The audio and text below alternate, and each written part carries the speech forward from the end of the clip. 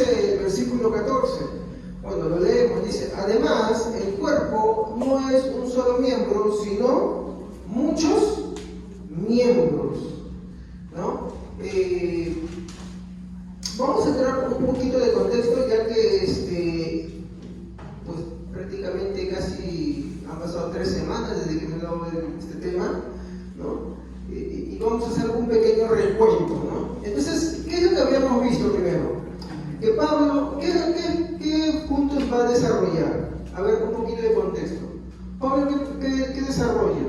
A ver, ¿se acuerdan desde el capítulo 12 que estudiamos?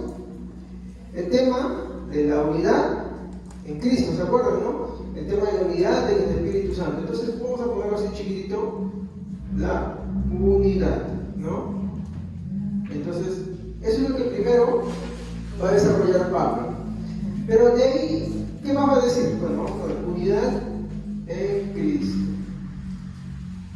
¿De ahí qué desarrolla él también? La diversidad.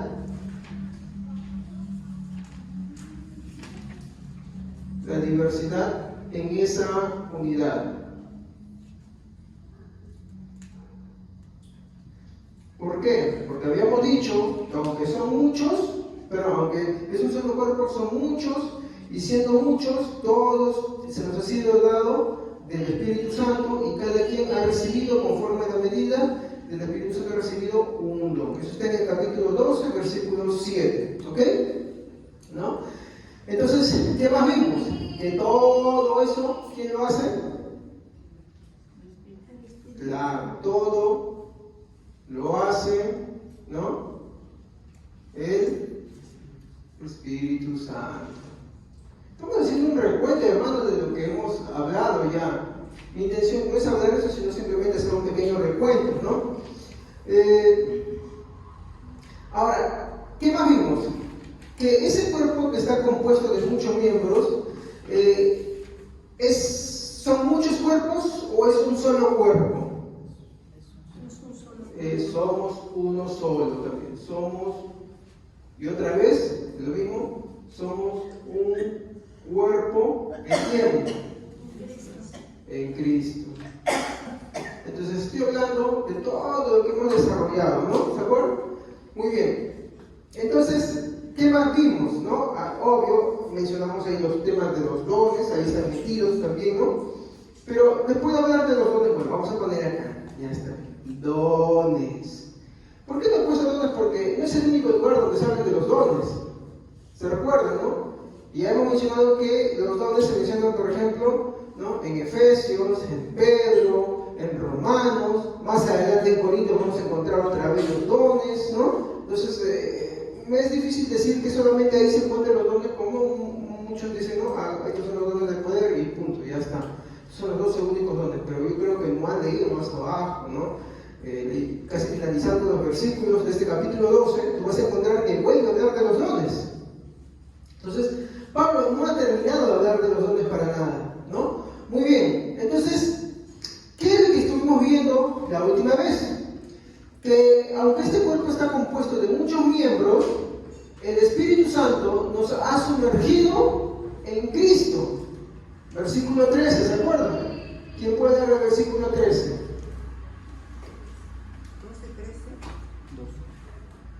12. Versículo 13.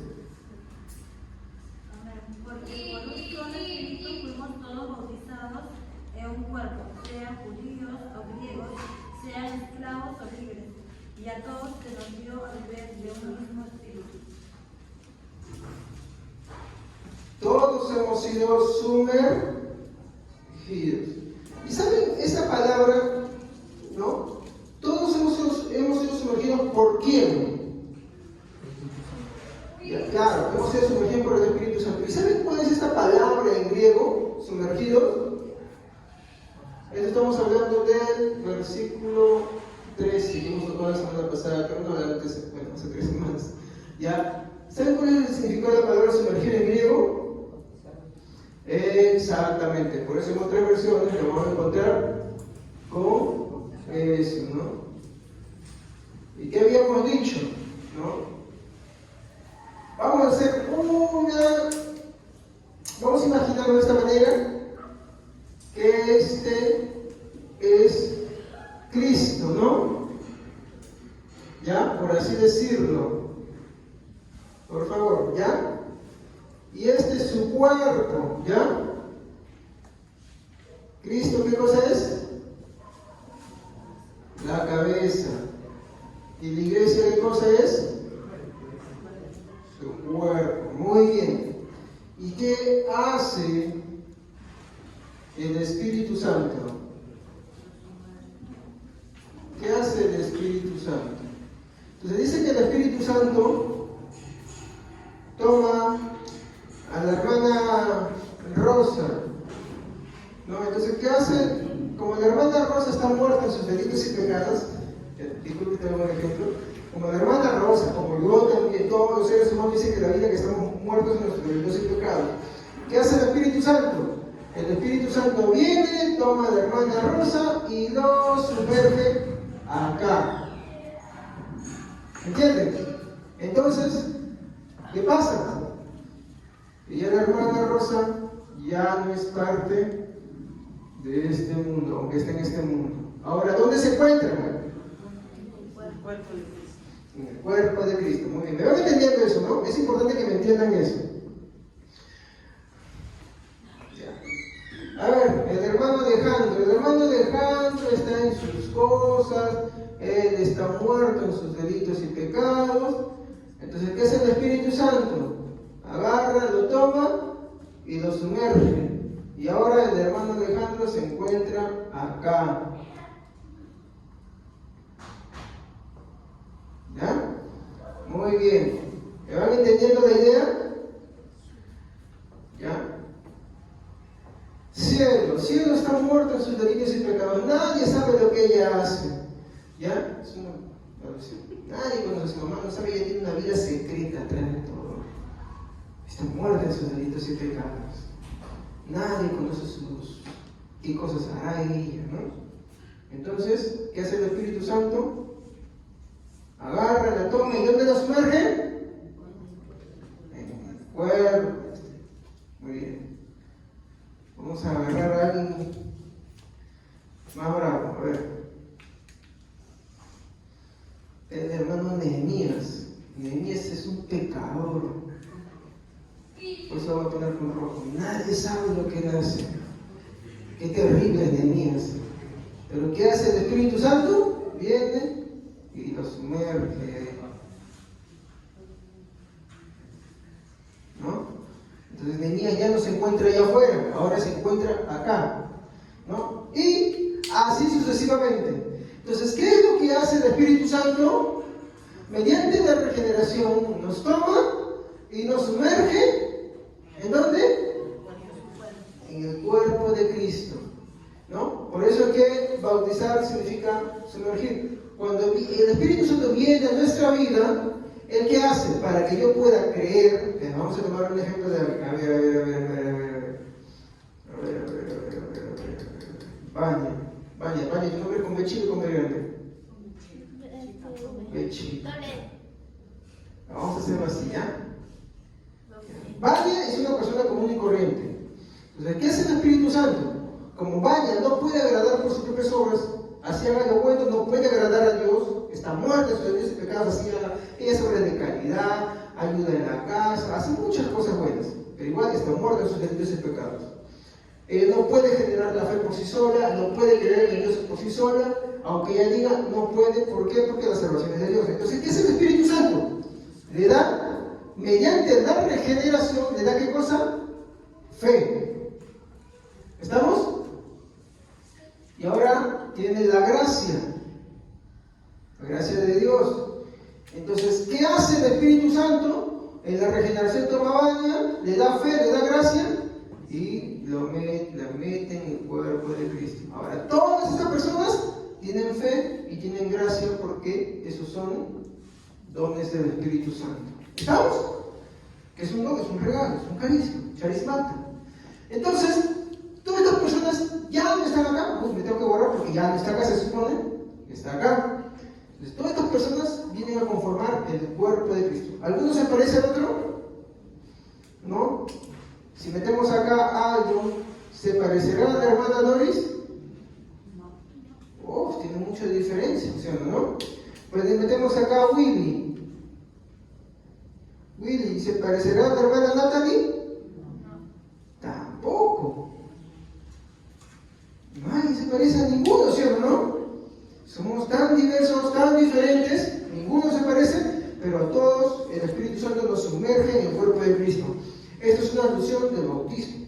¿Estamos? Entonces, ¿qué hace? El Espíritu Santo nos bautiza en el momento que creemos, porque si no, no podemos ser cristianos, y nos sumerge en el cuerpo de Cristo. Y ahí nos queda. ¿Estamos?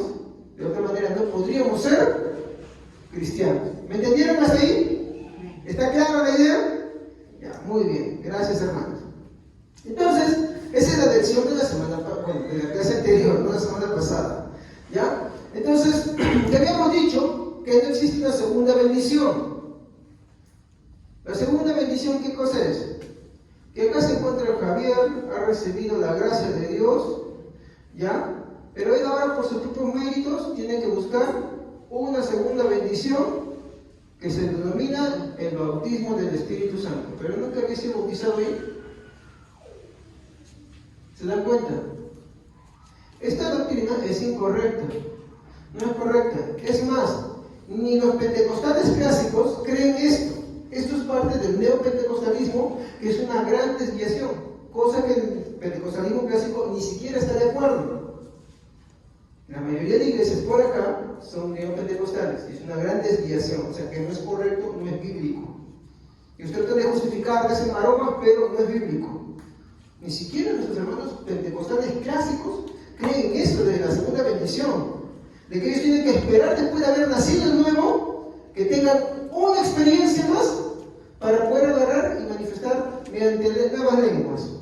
Ellos no creen en eso. ¿Estamos? Para que usted diga, no, es que esta es la postura del pastor nomás porque él es reformado. No, no. Pentecostales clásicos muy serios no creen en eso. Si alguno de los ha estudiado, va a saber que no creen. No creen en eso. ¿Estamos? ¿Quiénes sí creen en esto, hermano? De la segunda bendición. Los neopentecostales. ¿Sí o no? Toda iglesia que te habla que hay que, después de que tú naces, hay que buscar ser lleno del Espíritu Santo para que el Espíritu Santo te bautice y cuando te bautice te hablas en nuevas lenguas. ¿Qué cosa es? Es una iglesia neopentecostal. ¿Estamos? Nosotros no somos neopentecostales, no creemos eso porque esta doctrina tiene grandes atentados contra la fe cristiana. Y eso vamos a estudiar después todavía. ¿Ok? Es fuerte, no es cualquier cosa, por eso no creemos en eso. Es una distorsión, por eso entre el mismo pentecostalismo, el pentecostalismo clásico, no cree eso, porque le ve las inconsistencias también. ¿Estamos? Muy bien. Yo digo eso porque esta postura tenemos que defenderla, hermanos. Tenemos que defender nuestra fe. Porque justamente esa postura de la segunda bendición fue diseñada, ¿con qué finalidad? ¿No? De agarrar y asumir una supuesta autoridad. Y de esa manera, pues agarrar y llamar gente. ¿Ya? Pero es una desviación. Muy bien. Seguimos. Entonces, hemos dicho que no existe una segunda bendición. No es que soy hijo de Dios y después de haber nacido de nuevo tengo que buscar otra bendición más conocida como el bautismo del Espíritu Santo, ¿no? En la cual dice que la manifestación es hablar en nuevas lenguas, ¿no? Como una señal. ¿No? Pero no es así, porque la Biblia dice que la evidencia del bautismo del Espíritu Santo, ¿qué cosa es? Es una vida transformada en Cristo. ¿Ok? Eso es la evidencia del bautismo del Espíritu Santo. Y no se recibe después de haber sido creyente. No se recibe después de que has sido sumergido acá, no. Se recibe acá y es mediante esta acción acá que tú eres metido acá. ¿Me entendieron ahí? ¿Por qué? Porque la palabra bautizar, ¿qué cosa es? Sumergir. Por eso puede ser, juntamente con Cristo estoy, o Cristo está crucificado conmigo. No, dice, juntamente, o sea, yo. ¿Por quién? Por medio del Espíritu Santo. ¿Estamos? Cuando tú has creído, pudiste, no sé si está bien dicho, pudiste creer, pudiste tener fe, porque el Espíritu Santo te regeneró, te bautizó Y en ese bautizar estás dentro del cuerpo de Cristo. ¿Y la evidencia qué va a ser? Que para ti el pecado ya no va a ser pecado igual ya. Para ti el pecado va a ser ahora una lucha. Vas a luchar contra el pecado y cuando le falles a Dios vas a sentir dolor por fallarle a Dios. Y ahora tu santidad no va a depender de tu esposo, sino va a depender de la relación que tú tienes con Cristo, porque Cristo va a obrar en ti. Eso es la verdadera santidad hecho producto por medio del bautismo del Espíritu Santo. ¿Me entendieron hasta acá, hermanos? Amén. ¿Sí? ¿No hay dudas hasta acá? Si hay alguna pregunta, por favor, solamente en base a esto, por favor, nada de experiencias personales, de esas cositas, por favor, porque a veces terminamos hablando de otras cosas y yo tengo ese defecto. Me dicen algo que esta parte y, me pierdo por allá. Referente a eso que estoy hablando, ¿hay alguna duda? Porque si no, no puedo seguir avanzando. ¿Está todo claro? Si está todo claro, ¿pueden decir amén? ¿Sí? Muy bien, hay unos amigos me da dudas. ¿Ya? Muy bien. Entonces, así es como funciona todo esto. ¿Ya? Entonces, cuando el Señor nos regenera por su Espíritu Santo, recién podemos tener fe, ¿no? ¿Por qué? Porque Cristo hace la provisión perfecta para la salvación. ¿Y con qué? Mira, ¿con qué finalidad, mi hermano? Con la finalidad, como dije, es un momento de salvarte, ¿no? ¿Qué es lo que te pide? Que ahora confíes en Él, que ahora le obedezcas en aquello que ya te ha sido dado. Para esto podemos citar qué cosa, Hebreos 10:14. A ver, alguien que haya estado atento a lo que estamos hablando, que no esté cabeceando, que tome su Biblia y lo lea, a ver. Parece que hemos venido del año nuevo bien cansadito. ¿Qué ha pasado? ¿Dónde se han ido, hermanos? Porque con un solo sacrificio, Jesucristo hizo que Dios hiciera perfectos a todos los que eligió para ser parte de su pueblo. Oh, ¿qué nos está diciendo? Que lo que Cristo hizo una sola vez y un solo sacrificio y lo hizo perfecto. De tal manera que cuando el Espíritu Santo te regenera, es una sola vez y perfecto. No hay más, no hay segundas. ¿Estamos? No hay segundas. En pocas palabras, eres o no eres, simplemente. No hay vuelta atrás. Y lo que pasa es que eso también te deja solamente al mérito. Esa doctrina de la segunda bendición te deja al mérito. O sea, que es una obra, al final no es así. Nosotros no buscamos la santidad para agradar a Cristo. Nosotros buscamos a Cristo y Él es el que produce la santidad en nosotros. ¿Ok? Así es como funciona. Entonces, ¿qué es lo que te pide Cristo? Que confíes y obedezcas en aquello que ya te ha sido dado, en esa salvación que ya te ha conferido, en esa regeneración que Él te ha dado.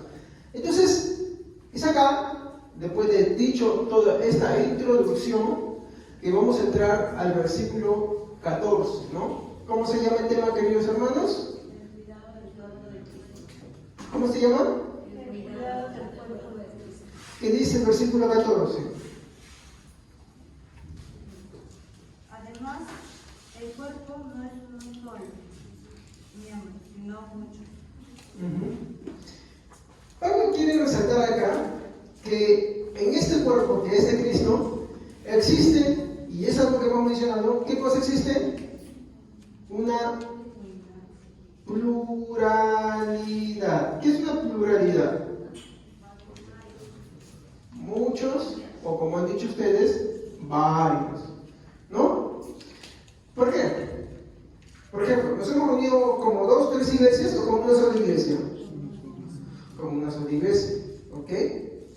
Perfecto. Pero aunque somos una sola iglesia, somos una sola cabeza, perdón, somos una sola mente, tu mente, mi mente, mis pensamientos y tus pensamientos. No, somos diferentes. ¿Estamos? ¿Por qué? Porque en este cuerpo existe una pluralidad de personas diferentes. Yo no me parezco a la hermana Evelyn, por más que estoy casado con ella, no me parezco. De verdad, nos ponemos rosas, cada rato. Mi hija, será mi hija, pero también hay chispazos ahí. Yo no me parezco no, yo no me parezco a Alejandro, yo no me parezco a Melissa, yo no me parezco a Ian, yo no me parezco a Pablo y no sé quién está atrás, a Benjamín, no me parezco a ninguno, mi personalidad es diferente. ¿Por qué? Porque tengo una personalidad propia. ¿Por qué? Porque somos diferentes personas. Entonces, en este cuerpo habitan una pluralidad de personas. ¿Estamos? ¿Por qué? Porque somos diferentes. Tenemos diferentes caracteres, diferentes pensares. Pero ¿qué hacemos acá? ¿No? Eso es lo que estábamos viendo acá. Pero, ¿qué hacemos? Coexistimos. Hay hermanos que son fáciles de tratar, hay hermanos que son espesos de tratar, ¿sí? Tienen un carácter, no se dan cuenta que ofenden, no se dan cuenta de su forma de responder, no se dan cuenta, cuando Dios tendrá que rendir cuenta. Por ejemplo, cuando yo me enojo injustamente, si yo no me doy cuenta, ¿a quién le voy a tener que responder? A Dios, y Dios me va a castigar. La Biblia dice, de toda palabra ociosa, de esa vas a rendir cuenta. No le vas a decir, no, él me provocó, no, él me dijo, no vas a rendir cuenta. De toda ofensa que haces a tu hermano, no vas a rendir cuenta. Pero estamos ahí, coexistimos. ¿Sí o no? Coexistimos. ¿O no es parte del cuerpo que a veces un organismo se pone medio rebelde ahí? Como que el estómago te está fallando, los pulmones, como que no quieren hacer otras cosas, ¿sí o no? ¿Ya? Así pasa muchas veces. Pero en esta pluralidad coexistimos todos y cuando no nos comportamos bien, pues tenemos un padre que se encarga de disciplinarnos también, se encarga de corregirnos. Y él dice, pues no, ¿sabes qué? Estómago, el corazón es el culpable. Puede ser que tenga algo que ver, levantarlo por ahí, ¿no? Pero no, es responsable. Seguimos. Ahora, hay algo que a mí me llamó, conversaba justo con mi esposa. ¿Sabían ustedes que Pablo es una persona muy culta, no? Y Pablo es una persona culta porque supiera la tradición hebrea, la Torá y todo eso. Pablo era muy culto porque él sabía de muchas cosas. Sabía de historia, sabía de la cultura grecorromana, sabía bastante. Investigando, porque esto tiene que ver con lo que vamos a hablar ahorita, él habla, de repente alguna pastor que está hablando, téngame paciencia un ratito, ¿no? A ver, ¿cómo se llama esto? Acá lo apunté. Ajá.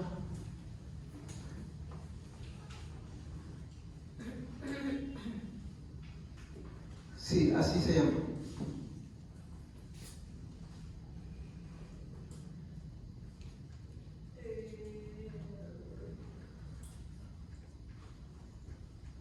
Ya.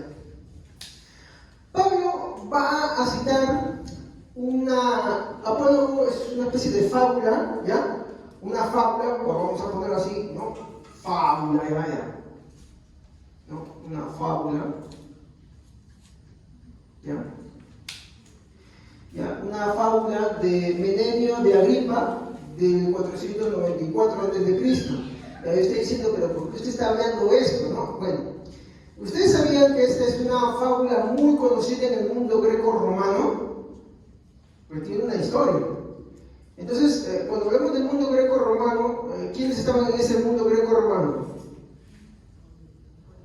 ¿Cómo se llama la carta? Exacto, ¿no? Entonces, de hecho, porque Corinto era parte de esa sociedad, ¿ya? Entonces, esto era una fábula muy conocida por los corintios. ¿Cuál es el punto de esta fábula? Resulta que en el año 494 hubo una guerra, ¿ya? Y bueno, resulta que la gente que no era de la nobleza, como dicen los plebeyos, ¿no? La gente del pueblo, ¿no?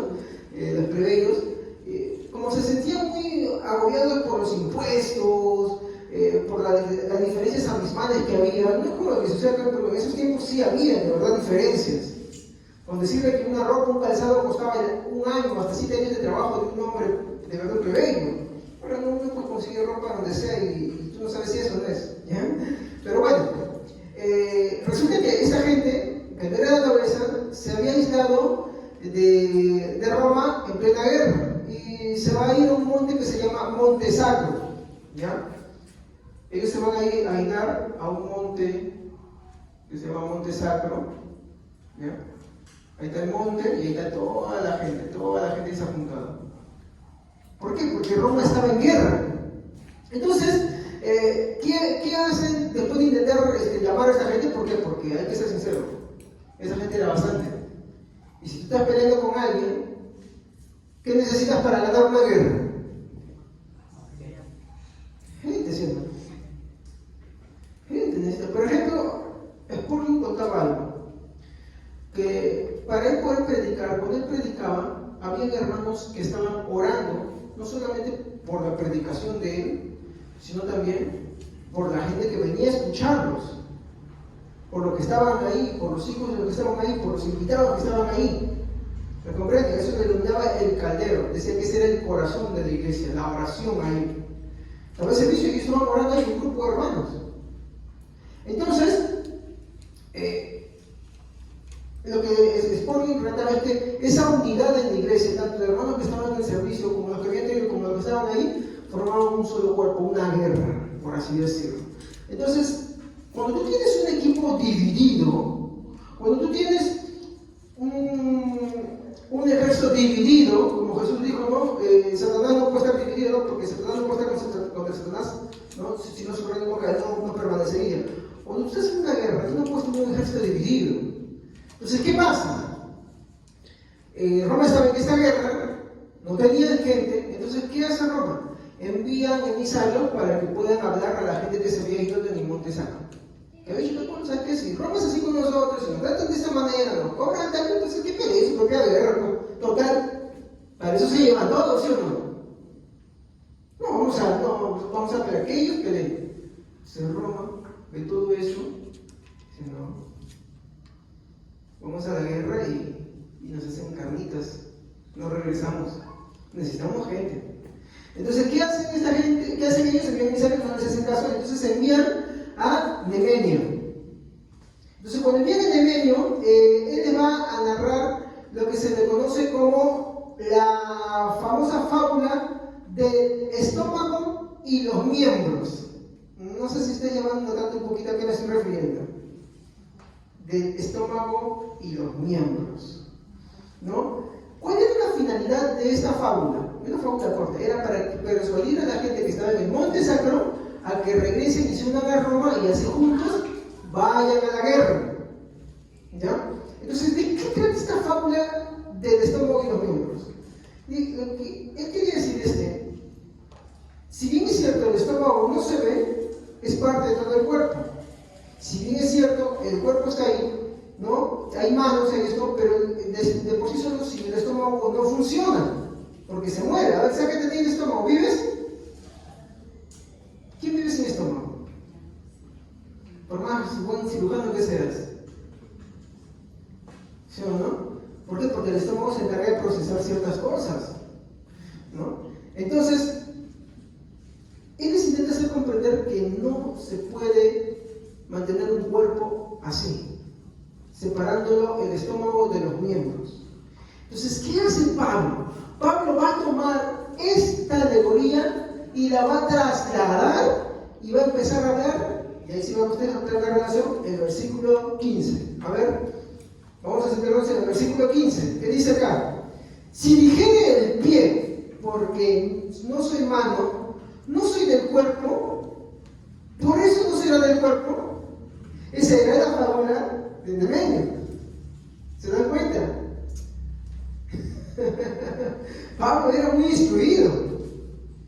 Pablo era muy culto. Por eso él todo lo que tenía, mi hermano, lo puso a los pies de Cristo. Todo lo que él había aprendido era para servir a los pies de Cristo. Pablo era una persona inculta. Y no era culto solamente por saber la cultura judía, hebrea. No, él sabía de todo. Y todo eso lo puso a los pies de Cristo. Su conocimiento, todo eso es basura. ¿Sabes qué? No. ¿Y si algo tengo? Cristo. Ahí está. Un buen ejemplo para nosotros que hablamos en la reflexión de Año Nuevo, ¿no? Qué importante es ponernos todos a los pies de Cristo. No querer servirnos de eso, sino que todo lo que hemos adquirido, todos nuestros talentos tienen que servir a Cristo. Pablo es una persona, una de las mentes más brillantes, y todo lo pone a los pies de Cristo. Y él usa esta famosa alegoría, ¿no?, de Nemenio, y va a escribir, ¿no?, eso, va a trasladar en estos versos para hacer una analogía. Y miren, dice así: y si dijere el pie, porque no soy mano, yo quiero que vean atentamente, este es mi pie, ¿no? Están viendo cómo está mi pie, ¿no? ¿Ya? No es cualquier cosita. Si me han captado esto, van a entender la profundidad de eso. Si dijere el pie, porque no soy de mano, no soy del cuerpo, por eso no será del cuerpo el pie. Estoy completando. ¿Por eso no será del cuerpo? ¿O sigue siendo parte de mi cuerpo? Sigue siendo parte de mi cuerpo. Eso está muy bien. Entonces, yo quiero que entiendan antes de esto, que todo esto, mi hermano, es una ilustración, ¿no?, que se está basando en el tema del cuerpo. ¿Ya? Seguimos, verso 16. Y si le dijera la oreja, ¿por qué no soy ojo? ¿Dónde estaría el oído? Perdón. No, por eso no soy del cuerpo. O sea, si el ojo se pelea con el oído, perdón, el oído se pelea con el ojo, ¿porque se pelea? ¿No será del cuerpo? No. Verso 17. Y si todo el cuerpo fuese ojo, todo, imagínense, todo tu cuerpo ya no tienes manos, no tienes orejas, no tienes boca, no tienes nada, y todo es ojo, ¿qué serías? La persona con la vista más aguda del mundo, pero que no puede oír, no puede comer, y no puede moverse, y no puede hacer nada más. ¿Sí o no? Miren, ese se llama el argumento absurdo. Miren lo que Pablo está haciendo acá. ¿Qué más dice? ¿No? Verso 18. Mas ahora Dios ha colocado los miembros, cada uno de ellos, en el cuerpo como Él quiso. ¿Se acuerdan por qué yo escribí con negro y con rojo? Algunos más arribita, otros más abajito. ¿Se han visto? ¿No? Yo no soy bueno dibujando, ¿ya? Pero vamos a intentar hacer algo acá. ¿Ya? Vamos a intentar hacer algo acá. Con este mismo dibujo, ¿ya, hermanos? Oren para que el hermano Javier tenga talento para dibujar. Él es como la hermana de... Digamos que el Espíritu Santo lo toma a la hermana Laura, la regenera, le da fe, le da su gracia y la pone acá. Perdón. La puso ahí. Digamos que el Espíritu Santo agarra y regenera y, qué sé yo, pone a nuestra hermana Sandra por acá, la toma Sandra y la pone por acá. ¿Se están dando cuenta? Digamos que el Espíritu Santo toma al hermano Pablo, lo regenera y lo pone por acá. ¿No? Y la hermana Evelyn de repente por acá. Yo pregunto, ¿el cuerpo es así nomás? ¿O dentro de esto hay otras cosas más? ¿Qué cosas más hay por acá? Por acá de repente, vamos a hacer acá, hay un corazón. Bueno, esto va a parecer un frijol, ¿ya? Por acá de repente hay un riñón, y el otro riñón está por acá. Y así me van entendiendo, ¿no? ¿Ya? ¿Qué es lo que ustedes han visto? ¿Qué es lo que dice el versículo 18? Que Él nos ha puesto como Él. Exacto. Como le parece mejor a quién. A Él, al Espíritu Santo. Pero a todos nos ha sido sumergido en el cuerpo de Cristo. ¿Ya? Muy bien. Seguimos. Verso 19. Porque si todos fueran un solo miembro, ¿dónde estaría el cuerpo? ¿Ustedes han escuchado qué es el cáncer? cómo hay células normales y de pronto hay unas células medio rebeldonas, ¿no? Y ellos dicen, bueno, vamos a reproducirnos. Y esas células empiezan a reproducirse y forman un conglomerado de células que van invadiendo otro. Las células no quieren obedecer a nadie. Invaden todo y así sucesivamente van matando a los demás. Van matando colon, hígado, riñones, pulmones, hasta que pronto el cáncer se vuelve generalizado y la persona muere. ¿Se dan cuenta? Entonces, eso es cuando hay algo en el cuerpo que no es de él. ¿Y qué hace el cuerpo cuando algo no es de él? Pelea por votarlo, ¿no? Ahora, esto es lo que Pablo está diciendo acá, porque si todo fuera una sola cosa, ¿es normal? Por ejemplo, ¿qué pasa cuando un cáncer crece en el colon? ¿Qué hacen esas células tan anómalas ahí? Empiezan a crecer, se hacen punturas y empiezan a invadir otras partes del cuerpo, ¿sí o no? Y ya no hay forma de que el ser vivo. Esto es lo que está diciendo acá. Lo que Pablo está mostrando acá es que si todo el cuerpo fuera un solo miembro, ¿dónde estaría el cuerpo? Ya no es cuerpo. ¿Qué más? Verso 20, a donde quería llegar. Dice, pero ahora son muchos los miembros, pero el cuerpo es uno solo. Entonces, ¿me entienden acá la idea, no? Son muchos los miembros, a ver, muchos miembros están por acá dando vueltas, están por acá, otros por allá, ¿no? Pero todos son un solo cuerpo, ¿ok? Muy bien. Entonces, aquí hay que entender, mi hermano, que no solo está hablando de personas, porque hasta ahorita yo he estado hablando de personas. Pero, por ejemplo, Dios, por su Espíritu Santo, regenera a Evelyn, le da fe, le da su gracia. Pero ¿qué más le da? ¿Qué le dio? Dones. ¿Cuáles serán sus dones de ella?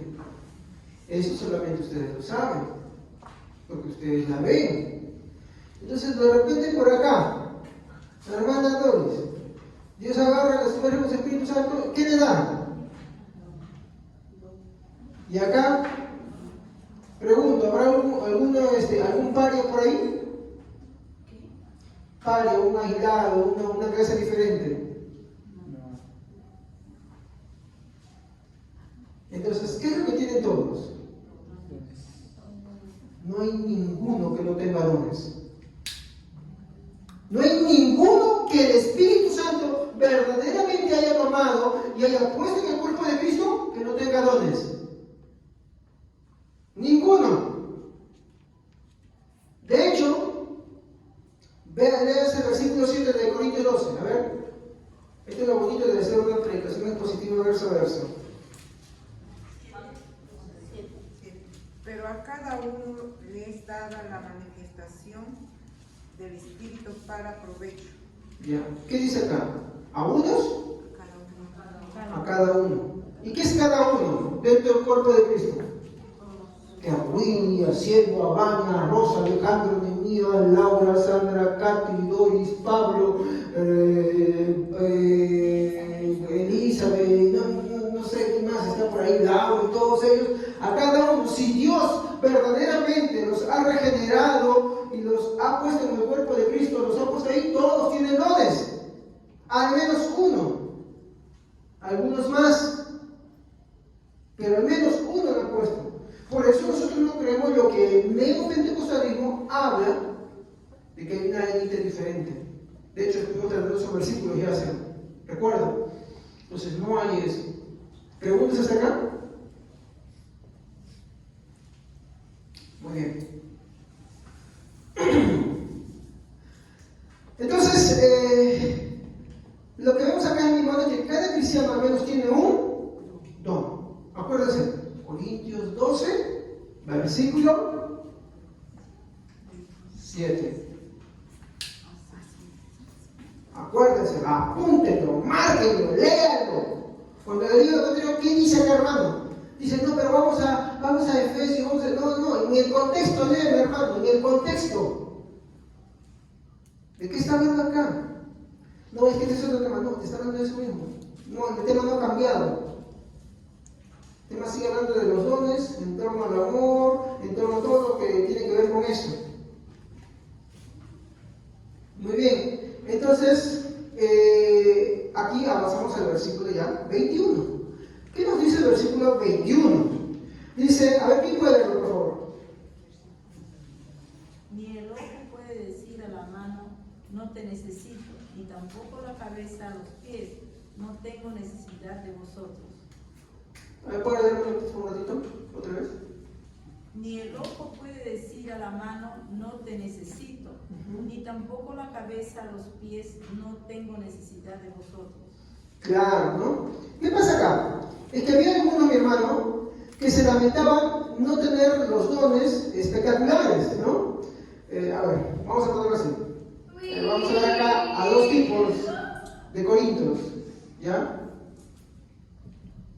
Entonces, por un lado, tenemos aquellos que se lamentaban de no tener los dones espectaculares, ¿no? Ellos, vamos a poner acá, ¿cómo se eran los que se lamentaban?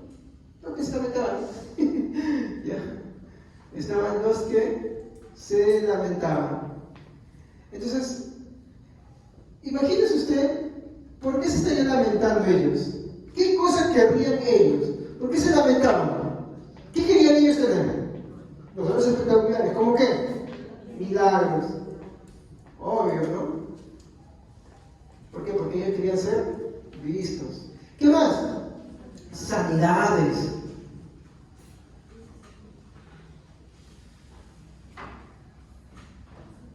¿Qué más? Profecías. Por el contexto cultural no se valoraba más lengua. ¿Se está dando cuenta? Pero no es el único tipo que hay ahí. Hay otro más. ¿Ya? Y ese otro tipo, mi hermano, son aquellos, mi hermano, o bueno, eran aquellos que eran empequeñecidos porque para, bueno, al parecer tenían dones que no eran tan majestuosos, ¿no? Entonces, como habían estos que tenían muchos, tomaban a otros como si no tuvieran nada. Entonces, estos eran considerados que no tenían dones majestuosos. ¿Por qué? Porque, por ejemplo, a ver, vamos a poner los menospreciados. Menospreciados. Entonces acá podemos ver, por ejemplo, a los que tenían el don de servir. ¿Cuántos consideran hoy en día que servir es un don? Es porque se nos ha enseñado. Pero al menos en unos 5 años decían el servicio, bueno, pero al nivel de don del Espíritu Santo, no, ¿sí o no? ¿Me equivoco? Les han dicho que servir es un don y hemos leído, ¿sí? Que sí es un don, ¿no? ¿Qué más? Sabiduría, ¿no? Palabra de sabiduría. Y también hay quien está, palabra de ciencia, ¿no? Sí, porque ustedes se dan cuenta que cuando empieza Corintios hablando de los dones, ¿a quién le menciona primero? Palabra de sabiduría y palabra de ciencia. ¿Por qué? Porque no lo consideraban importante. ¿Qué más? ¿No? Otro don, dar. Dar. Otro don. No, estamos hablando de los menospreciados. A ver, por ejemplo, misericordia. ¿Quiénes piensan que tener misericordia es un don? ¿Ah?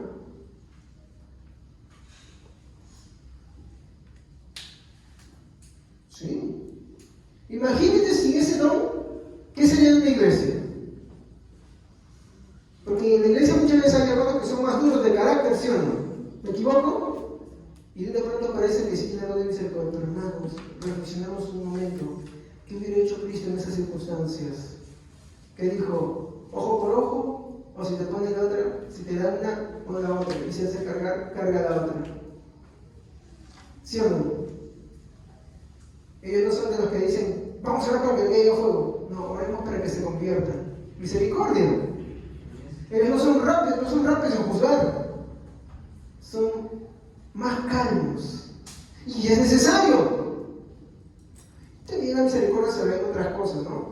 Pero bueno, son dones del Espíritu Santo y son necesarios, pero eran de los dones más menospreciados.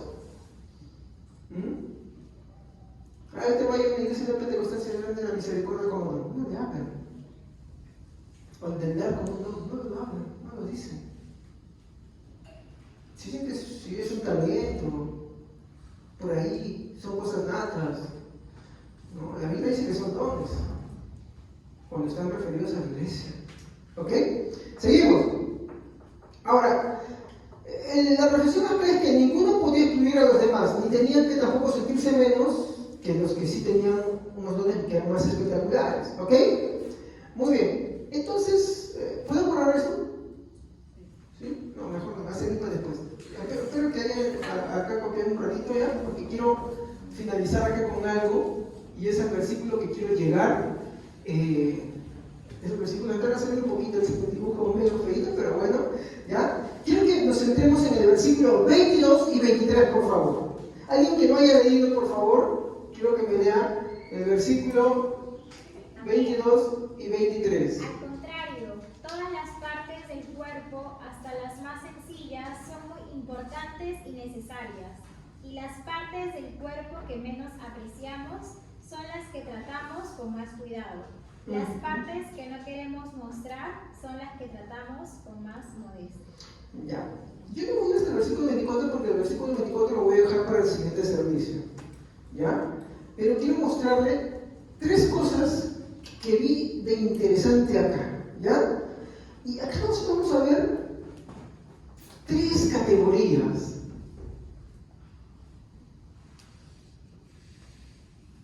Yo quiero que estén atentos con esto, porque estas tres categorías nos van a enseñar mucho, ¿ya? Y quiero que analicemos. Para empezar, ¿qué nos dice el verso 22?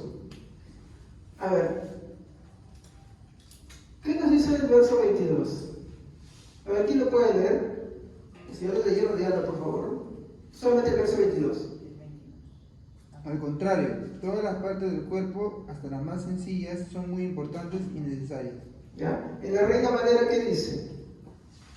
Antes bien, los miembros del cuerpo que parecen más débiles son los más necesarios. Vamos a poner esto como miembros más débiles. ¿Ya? Entonces, esto es el versículo 22, y ustedes lo están viendo ahí, versículo 22. Esa es la primera categoría que yo quiero mostrar. Ahora, ¿qué son los miembros más débiles? ¿No? Cuando hablamos de miembros fuertes, por ejemplo, estamos hablando de brazos, manos, piernas. Son miembros fuertes, nos sostienen, nos ayudan a avanzar, hacemos muchas cosas. Me equivoco. ¿Tú quieres ir a jugar partido con qué juegas? ¿Quieres una mano? No. Te rompes la pierna y ya no juegas, ¿cierto? Me equivoco, ya no juegas. Ya. ¿Pero qué es un miembro débil entonces? A ver, vean ustedes acá. ¿Qué creen ustedes que es un miembro débil? ¿Y por qué será débil? Porque no se pueden ver. ¿Ya? ¿Y qué miembros no se pueden ver? Si sacamos el estómago fuera, ¿qué pasa? ¿Ese miembro soporta? No soporta. Se muere, se estropea y el ser humano con él, el corazón. El corazón nos cuesta mucho tiempo, incluso en las cirugías más elaboradas que hoy en día, el corazón tiene un límite de tiempo también. ¿Sí o no? Es un miembro débil porque no puede estar fuera del cuerpo. ¿Sí o no? A ver, ¿qué dice el verso 22 según sus ideas? A ver.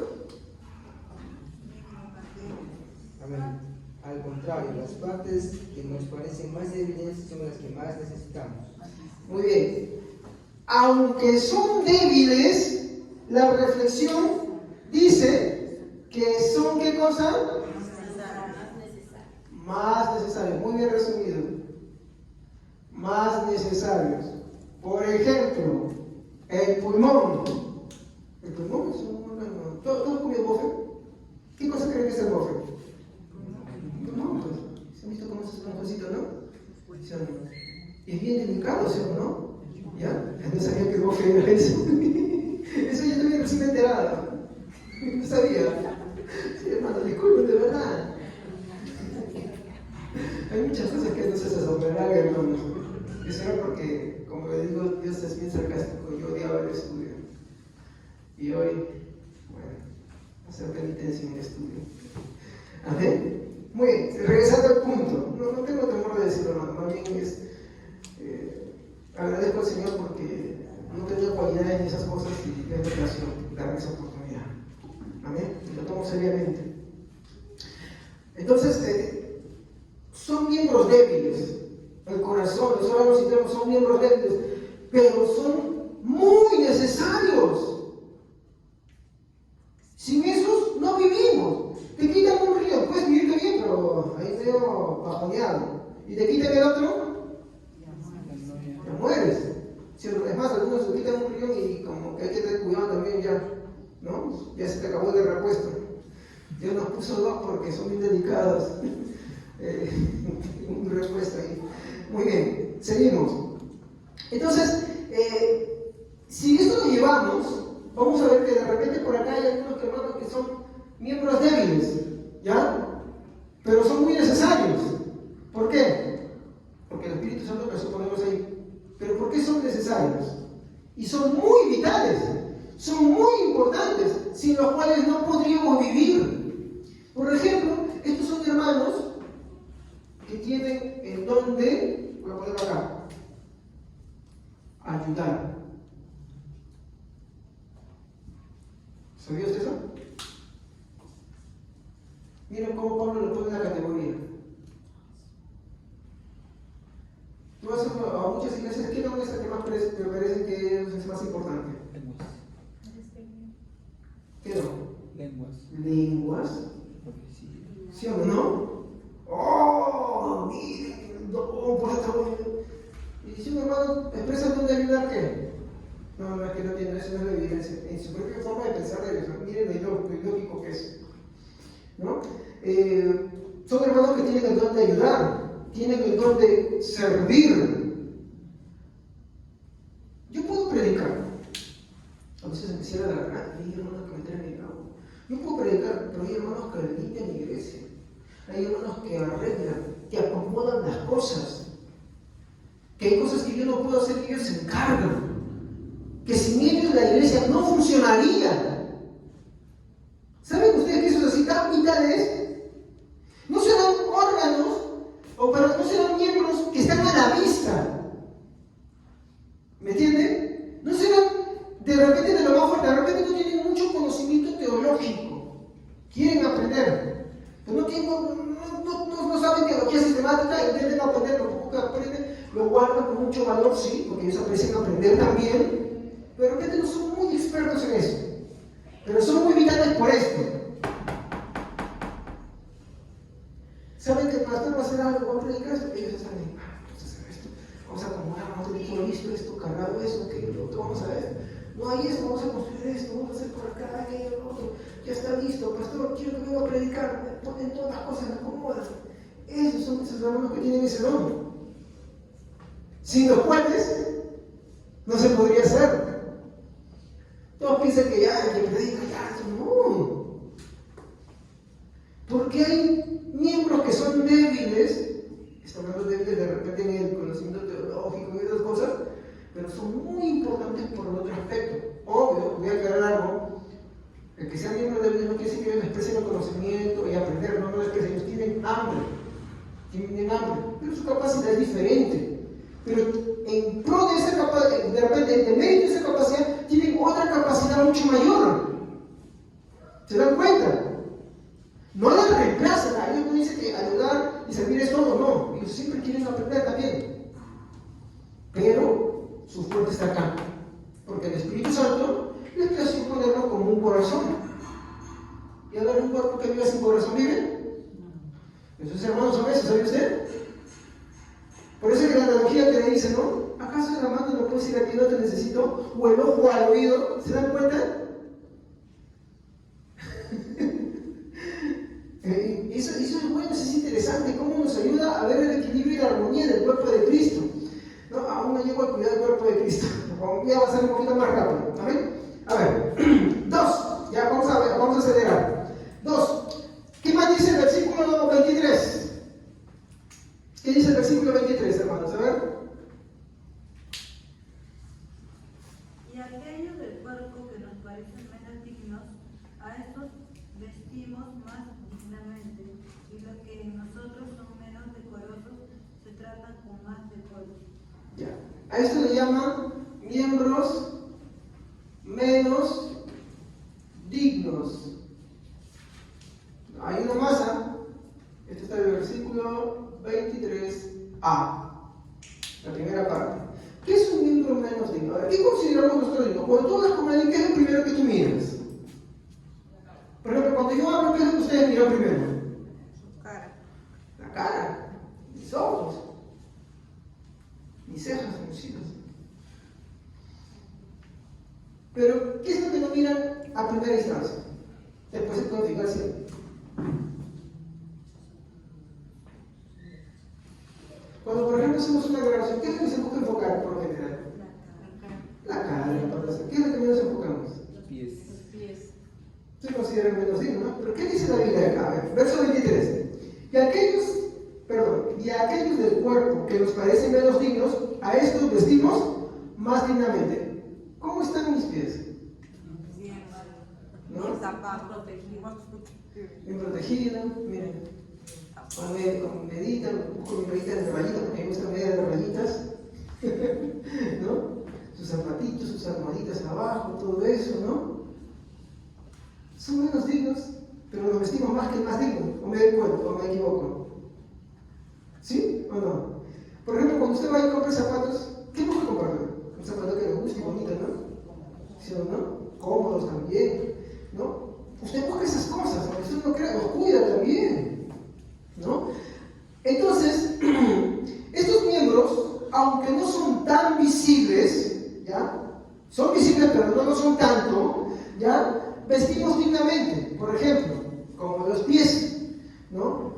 No los ves siempre, a veces nos olvidamos de ellos, más nos enfocamos en estas partes, ¿no? Pero son muy importantes. ¿Por qué? Yo sin pies, ¿qué puedo hacer? Pues bailar. No podría desplazarme como ahorita, no podría caminar bien, ¿sí o no? Permiten que el cuerpo, ¿qué haga? Ande. Que el cuerpo pueda hacer algo y alzar, ¿sí o no? Puede hacer ciertas cosas que me van a tener que ver con el movimiento, ¿sí o no? Con el desplazamiento, y son importantes, ¿no? Por eso, aunque acá está, y uno dirá, ¿pero por qué me puso acá, hermano? ¿Por qué me puso acá? No, son importantes, son muy importantes.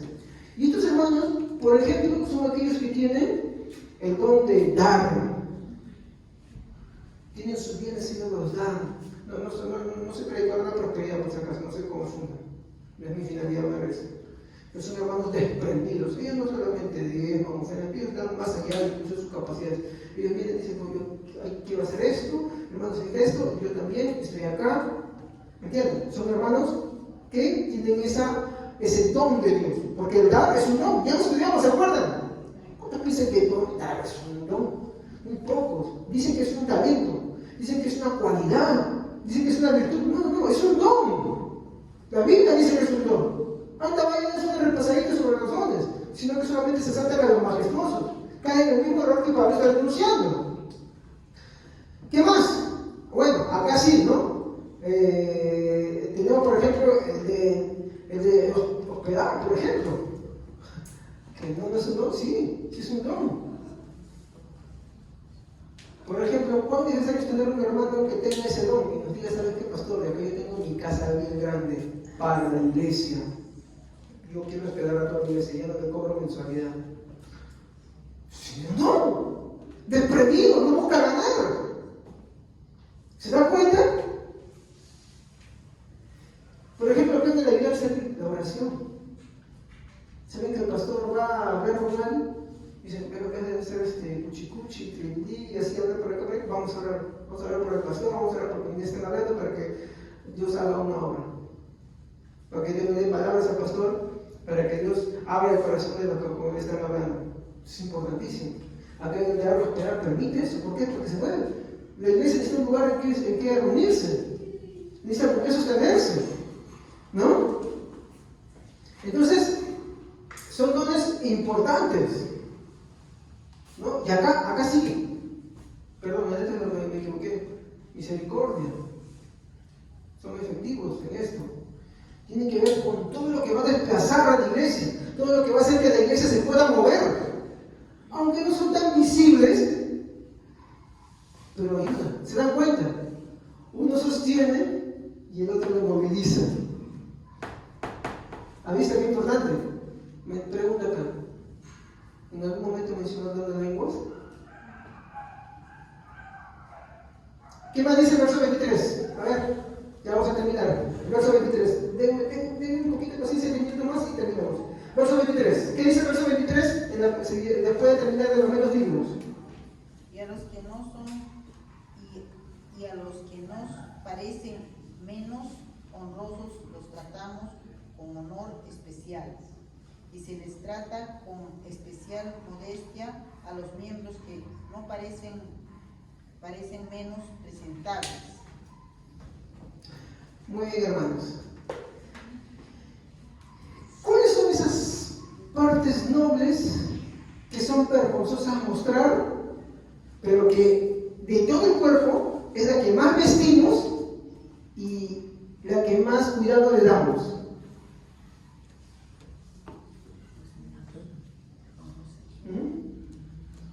Los órganos sexuales. ¿O usted lo han descubierto? No. ¿Por qué? Porque nos sentimos expuestos. Nos daría vergüenza, ¿sí o no? ¿Me equivoco? A menos que uno tenga un problemita que se anda, pues. Miren, todos desnudos, ¿no? Y hablo totalmente no, porque cuando acaban de las partes más deshonrosas, o de los miembros más deshonrosos, están hablando de los órganos sexuales. ¿Cómo está haciendo esa alegoría? Al órgano sexual masculino y al órgano sexual femenino. A eso se está refiriendo. Ahora, quiero decirles a esto, ¿no? ¿Es verdad o no que estas partes que son más deshonrosas reciben mucho cuidado? Ahora, por eso, ¿tienen importancia o no tienen importancia? ¿Por qué las tratamos con más decoro? ¿Por qué las protegemos? Uno por la vergüenza, ¿cierto, no? Ya. Son delicados, sí, sí es cierto, ¿no? Son delicados. ¿Qué más? Tienen una función única. Es necesario porque Tienen funciones vitales y únicas. Por ejemplo, la reproducción. En el caso del matrimonio, el placer mutuo. Tienen esas funciones. Hasta que está hablando usted, creo que se equivocó, servicios de pareja, pero no se preocupe, estamos hablando del contexto. Estamos hablando de los dones. ¿Ya? Entonces, estas partes, mi hermano, hacen alusión, como le dije, a los órganos sexuales. Entonces, ¿a qué se están refiriendo? ¿No? A que son dones que son vistos como, por lo de la iglesia, deshonrosos, que no se les muestra. Por ejemplo, mi esposa me hacía recordar a Javier, se reía de mí, pues. Déjame contarme, no me detengas, por favor. Mírala para que no me detenga. Dice Javier, ¿qué locura has hecho en la iglesia? Dice. Y eso está grabado. ¿Qué locura has hecho en la iglesia? Mándate a construir armas a los hermanos. Después un tiempo se te dio por agarrar y hacer Santa Cena hebrea. Oye, estaba yendo por la herejía de las veces hebreas, ¿sabes? ¿Ya? Después, ¿qué más? Después, bailar también. ¿Se acuerdan con el sombrerito? ¿Se acuerdan o no? A lo que en ese tiempo no han visto, nunca más lo vamos a ver. Nunca más lo vamos a volver a ver eso. ¿Ya? Pero cuando ahora predicas, ¿qué pasa? Muchos se cansan, se duermen, pero van ahí, van a comer también, pero bueno, ¿qué es lo que pasa? En muchas iglesias, producto del pragmatismo son unas estrategias que se hacen, pues hacer un concierto, hacen muchas cosas, y la gente puede estar 2 o 3 horas haciendo, trabajando. Haz un evento para año nuevo, un evento para Navidad, la gente puede estar 2, 3, 4 horas trabajando sin dormir, noches en vela trabajando para ese evento. Pero llega el momento de la predicación, porque está loco, porque no saben qué hacer. Media hora, la hora no la soportan. ¿Por qué? Porque se consiguen muy poco honrosas. ¿Y cuáles son estos dones? que se consideran poco honrosos. ¿Ustedes saben cómo empezamos los dones? ¿Con qué dones empezamos? Con todos aquellos dones que están relacionados con ¿qué? Con la predicación. ¿Y qué dones están relacionados con la predicación? Obvio, sí, enseñanza, porque es un don, ¿sí o no? ¿Qué más? Palabra de sabiduría. Y aquí hay uno muy despreciable que es mal interpretado, palabra de ciencia. Hoy palabra de ciencia es, el Señor me dice que uno de ustedes va a venir mal del estómago. El Señor me dice que en esta semana tú vas a recibir un dinero. Obvio, si es fin de mes te lo va a pagar, ¿no? Y si el Señor me mostró esto, que yo no digo que el Señor me muestre, pero eso no es el don de ciencia. Eso no es el don de ciencia. Son dones muy despreciados. Por eso es que Pablo los pone en su categoría donde peor. Y al que ellos más valoraban, ¿dónde lo pone? Al último. ¿Y por qué hace alusión con las partes más deshonrosas, que son, por ejemplo, menos honrosas, son los órganos sexuales? Como les dije, los órganos sexuales cumplen dos funciones, ¿no? En el matrimonio, placer mutuo y gozo. Y también, ¿qué cosa? Descendencia, hijos. ¿Me equivoco? ¿Qué hace la palabra de Dios cuando llega a la vida de los creyentes? ¿Qué les da? Vida. ¿Qué más les da? Gozo. ¿Sí o no? ¿No? ¿Es así o no es así? ¿Se dan cuenta por qué Pablo hace esa relación, ese vínculo? Porque el fin de Pablo es decir que somos un cuerpo en Cristo, ¿sí o no? Y empieza a poner varias cosas, empieza a poner categorías. Pone unas categorías por acá, otras categorías por acá y otras por acá. Para hacer la alusión de que todas esas partes son importantes y que no hay que despreciarlas. Entonces, en la iglesia no hay que despreciar a los hermanos que tienen el don de ayudar y servir, porque son muy necesarios y son muy vitales. No hay que despreciar a los hermanos que tienen el don de dar, hospedar y de hacer misericordia, porque estos hermanos permiten que la iglesia se mueva. Pero tampoco hay que despreciar a los hermanos que tienen la enseñanza para dar salir, para dar estudiar. ¿Por qué? Porque ellos permiten que la iglesia se siga reproduciendo y tenga gozo y crezca en número, se desarrolle. ¿Se dan cuenta que todos trabajan juntos? ¿Sí? Ninguno es más, ninguno es menos. Están en diferentes lugares nada más, pero son vitales. Y es por eso, mi hermano, que debemos aprender a reconocer, mi hermano, la gran sabiduría que Dios ha tenido y cómo Dios ha puesto a la iglesia de tal manera de que ella pueda desarrollarse completamente hasta alcanzar la madurez de la plenitud de ¿quién? De Cristo. Mi reflexión en esta noche es, hermano, si tú has nacido de nuevo, Dios te ha dado por lo menos un don. ¿Puede que más? Yo te lo he puesto para que sigas en la iglesia. ¿Y para qué? Para que podamos proclamar el nombre de Cristo. Amén. Ahora, de repente tú dirás, pastor, ¿cómo sé que yo he creído? ¿Cómo sé que yo nací de nuevo? Bueno, porque tus afectos han cambiado. Porque ahora tú tienes la necesidad de escuchar la palabra de Dios, aunque te resulte una lucha. Ahora tú tienes la necesidad de vivir para Cristo, aunque te cuesta pelear con el pecado. Ahora tú tienes la necesidad de servirle a Dios, aunque muchas veces tienes dificultades. ¿Lo comprendes? Pero si tú no tienes estas cosas, yo te invito en esta noche para que tú le entregues tu corazón a nuestro Señor Jesucristo, para que el Espíritu Santo haga la labor en ti y te sumerja en el cuerpo de Cristo. De hecho, tú podrás creer y tú reflexionarás al mensaje que te doy, si es que tú eres de Él. Amén. Vamos a ponernos de pie. Padre Santo, te damos muchas gracias.